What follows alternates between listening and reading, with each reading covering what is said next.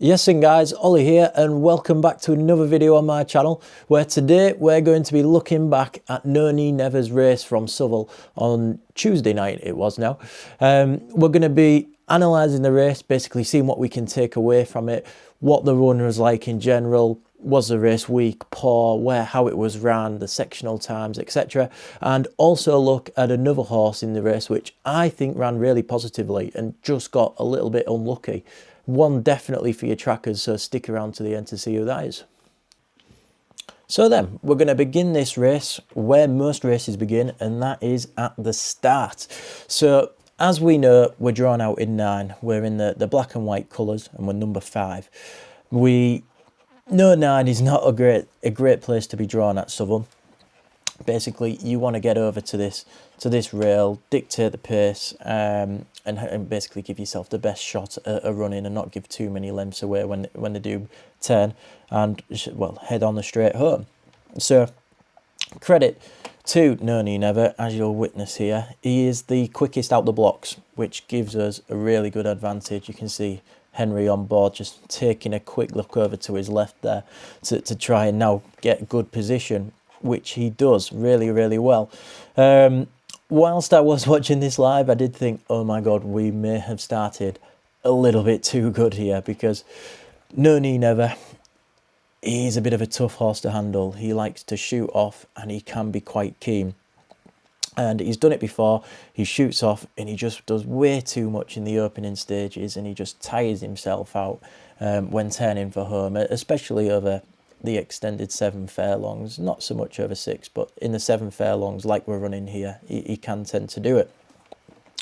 Luckily enough for us, there's the Phil Kirby horse here. Watch this one, what I'm highlighting now with my cursor. He shoots off to the front, absolutely shoots off, and puts a good 7, 8, maybe even 10 lengths on them as they come into the turn, which helps us really well. But at the same time, you've got to give credit to young Henry Callan on board, because it could have been very easy to follow this one and just, like I said, do way too much. You'll see where this horse ends up finishing, and it's not where you want to be, nowhere near us at the front anyway. So it basically it puts the race into Henry's hands here.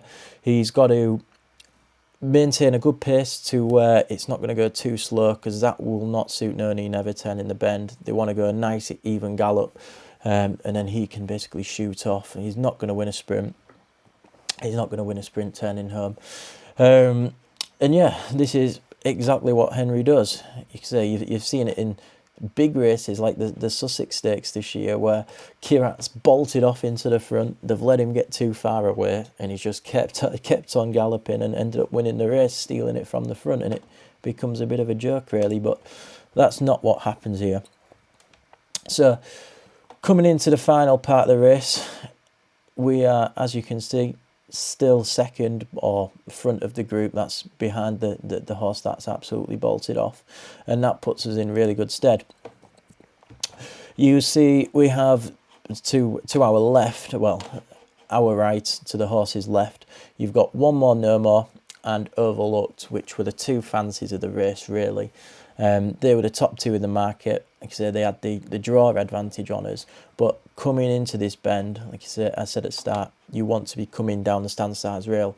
Tends to be more pace on the track that way, and you can basically get going, finish off a little bit quicker. So we've got these two now exactly where we want to be.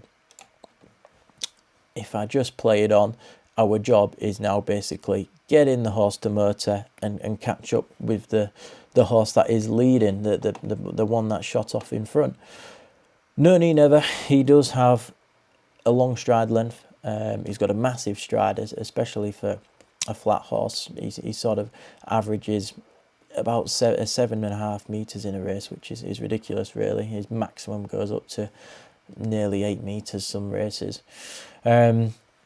And yeah, it basically means it just takes a little bit of time for him to get motoring, which is also why Southwell is a perfect track for him. It gives him a good chance to really open his legs, gallop home in the straight, which is exactly what he does. He takes a little bit of a while, but as you can see, Henry asks him a couple of times, and then he gets going about here, and he just passes them all really, really nicely, and brings home the bacon, doesn't he? Winner, winner, chicken dinner, or here for dinner if you know me never. I'm sure we'll give him some. We've been getting a load of love yesterday, I'll tell you that for free.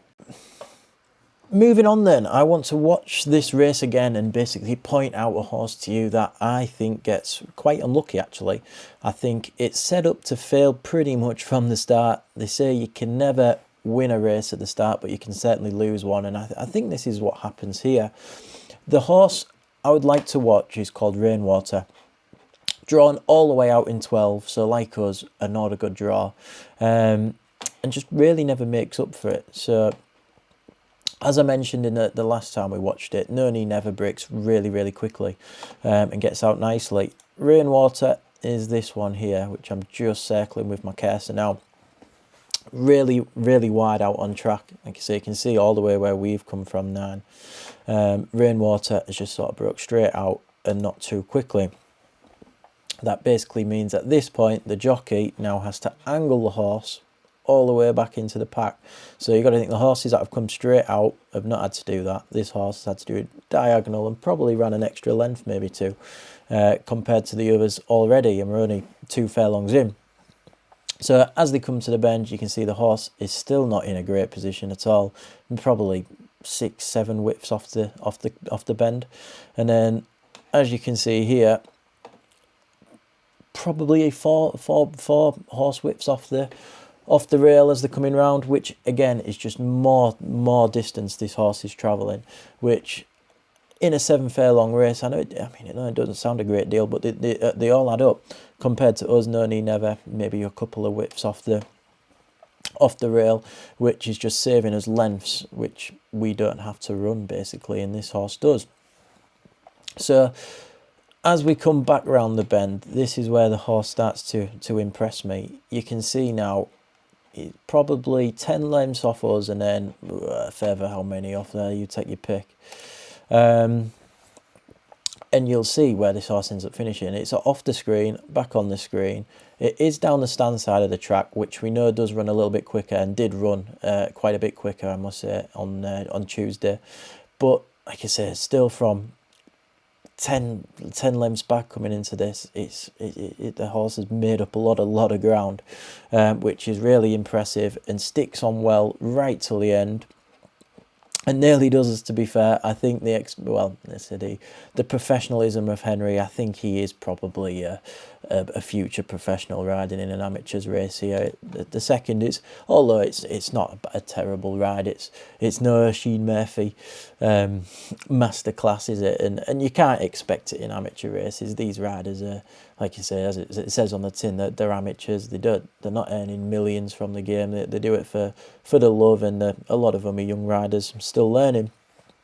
But I thought that was a real eye catcher to cover all that extra distance, still finish strongly. If I just come out of here, there was only 2 horses with a finishing speed percentage of over 100%. And one of them was Rainwater by far, 102% finish percentage, which again shows the horse carried on. I wouldn't be opposed to backing this if it goes up to a mile. Like I say, the extra distance the horse covered in a fairly quickly ran race, and still finish off like that shows that there's certainly something there, and especially off a mark of 60. I'd like to think this horse should be winning. In the near future anyway, maybe with a more professional hand on board. And you say a poor draw didn't help. It's always tough to come from there at Southwell and win. And also, just pay attention to the stride data here. You see, I mentioned earlier on, No Knee Never, he's got a massive stride. You can see his average length, 7.42, which was the number 1 in the race. But you can see his frequency here, 2.23, number 12, so the worst in the race, which correlates back to my earlier point where I said he takes a while to get motoring. He's obviously not turning his legs as quickly, he's not doing as many rotations, but when he does lengthen up, he's covering a lot more ground. It just takes him a while to get going. Whereas Rainwater, number 2, is the opposite, 2.34, so far from the quickest. well, the quickest average frequency. Well, so saying that, you can see the max frequency was actually the quickest, and the length is on the shorter side, which usually tends to mean they prefer a sharper track. So maybe like a Wolverhampton would see a bit of improvement from this horse. They can really, in the short straight coming around the bend, get motoring quicker, which allows them to finish a lot stronger on those shorter tracks. Overall then, to wrap this up, I would say Noni Never, he's ran a great race. He's a well handicapped horse, and with the expertise of Henry on board to really dictate the pace, steady him as he did, I thought, say it's the best, if not the best, I've seen a jockey steady him. And yeah, in his races so far for us, I'd give him big credit there, and he was really good, turning him back. He got him motoring just as we wanted, and couldn't ask for more, really. Do I think he'll win under a penalty? I don't know. We'll have to wait and see where he goes. There's no more 7 furlong races this month at Southall, which is a real shame. Well, for Noni Nevers, we want to drop him in a Class 6, 0 to 65, really. There's none of those. There is a 6 furlong, which is a possibility, but I think he's more likely to go to Wolves on the 29th, I believe it is, on Monday. Not the 29th, the 26th, sorry, the 26th. There's a 7 furlong race on Monday the 26th, which, as I've said with Rainwater, Wolves would most likely suit. Noni Never, with his stride length being longer and taking longer to get into it, probably not. So we'll wait and see. I'll give you an update. I'll jump on here before he races again, and we'll go from there.